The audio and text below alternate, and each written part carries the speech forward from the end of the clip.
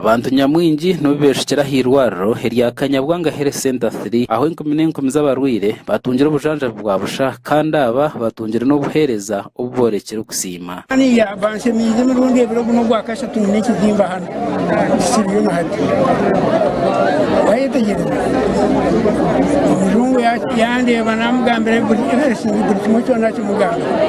Yahanika bagende bampe mbazi. Alex Ainumugisha political assistant wa Right Honorable Thomas Tayebwa asimira irwaro rya Ishaka Adventist ahabo kwatanasa na office ya Right Honorable Thomas Tayebwa bakaretera abanyamitomo bujanjabi ngo ahakube kibire kiri ecyetengo cyabubona umugisha muhango uva kusima irwaro ryitu eryanchwanga Adventist ahabwo kwatanisa na office ya member wa parliament wa Ruhinda Nosi ureta ku campaign abantu bitu buriju kubana turabo mu communities uriba abantu ko bari kushasha so kutwakwatagine nabo ko kutwine umukago murungi n'irwarro twabagambire bizimu by'abantu bitu bine basharamo kwisha kuterezo muzizi.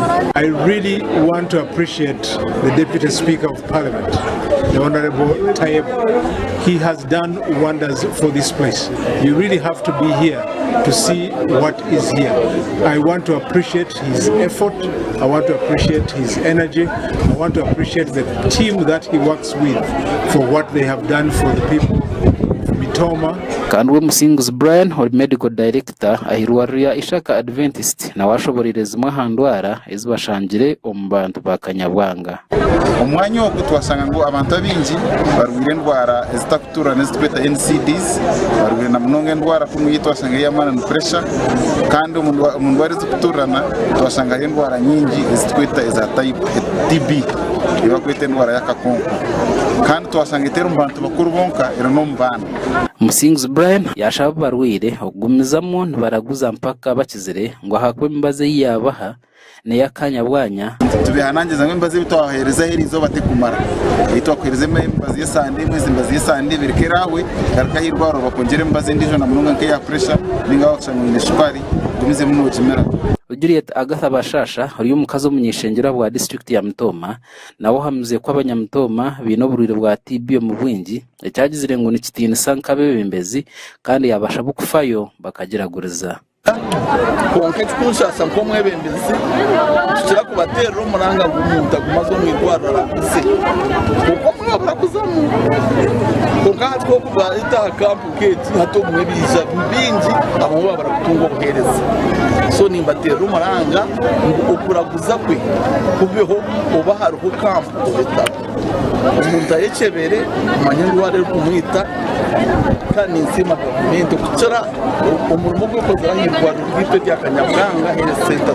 Juliet Bashasha hagarikira yayereko butashemerwa ahabo kugumana batera abantu emiranga yo kuraguza bagaruka bakabura kuzayo konke twushasa ko mwebembezi tukira kubatera umuranga gumunta gumazo mwirwarara se kuko mwabura kuzamu konka two kuba ita camp gate hato mwebisha bingi abo babara kutungo buhereza.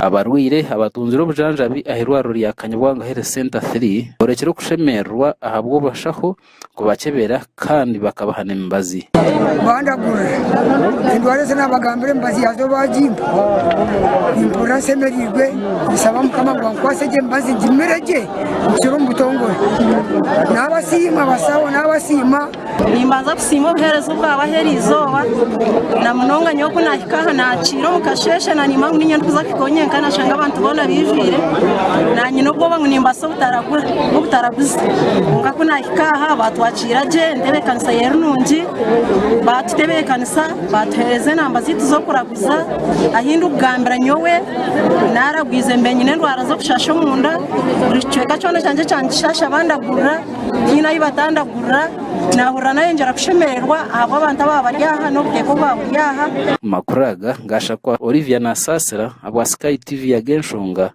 umuri Mtoma.